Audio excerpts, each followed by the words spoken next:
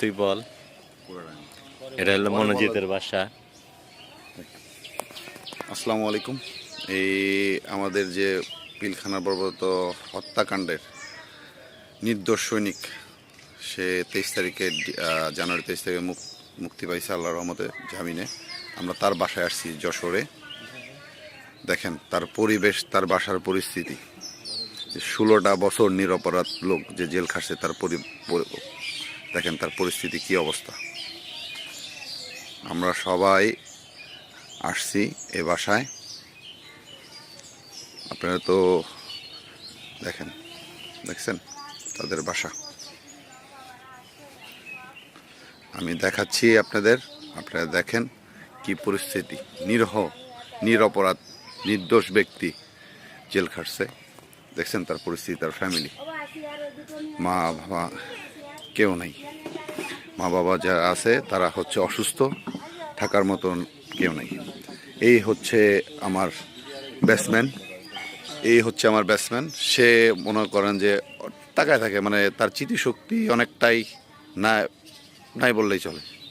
তার এই অবস্থা এখন দেখতে পাচ্ছেন, এই অবস্থা। এই আমার ব্যাটসম্যান আসছে এখানে, শায়দ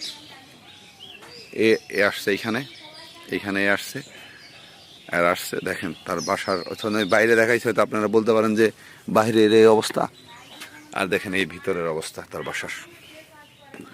দেখছেন ভিতরের অবস্থা,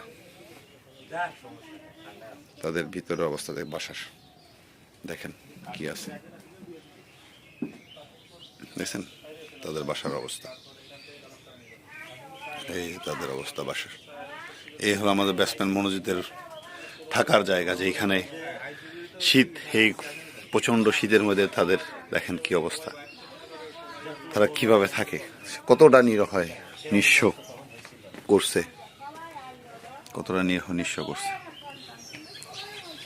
দেখছেন।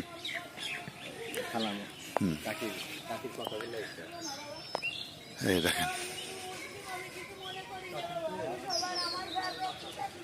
দেখছেন তার কি চলার মতো কোনো পরিবেশ নাই বা কোনো কিছু নাই। এই যে এখানে আসেন, এই যে হচ্ছে আমার ব্যাটসম্যানের ব্যাটসম্যানের মা, সে শুধু কান্না করে। সে অসুস্থ একজন, আমার কিডনির সমস্যা, আমার লিভারের সমস্যা, আমার ডায়াবেটিস, আমার মাদার আর খাওয়াতাও আমি কখনো দুমিনি বাবা ওই সন্তানের জন্য। সবার সাথে কথা বলতে ঘ্যাংদিন হইল, ওর বাবার পার মাংস কেটে ফেলা, ওর বাবাও তো কাজ করতে পারে না। দেখছেন কি অবস্থা, অসুস্থ বাবা, দুটো মানুষ আমরা ওই সন্তানের জন্য পাগল হয়ে গেছি। ওর বাবা তো হাফ পাগল মতন হয়ে গেছে, বোঝে না। আচ্ছা, কথা বলতেছে আমাদের ব্যাটসম্যানদের একটা ওইখানে সবার সাথে জয়েন করাইছি, কলে কথা বলতেছে। এটা হচ্ছে এইটুকুই, এইটা তার বাসা না। এটা আবার বলবেন আপনারা এটা তার বাসা না, এটা হচ্ছে অন্যজনের বাসা। এটা তার বাসা না, তার জায়গা না, এটা অন্যজনের। যা ছিল সব বিক্রি করছে। এটা হচ্ছে ওই আমার ব্যাটসম্যান মনোজিদের বাবা, এইমাত্র আসলেন।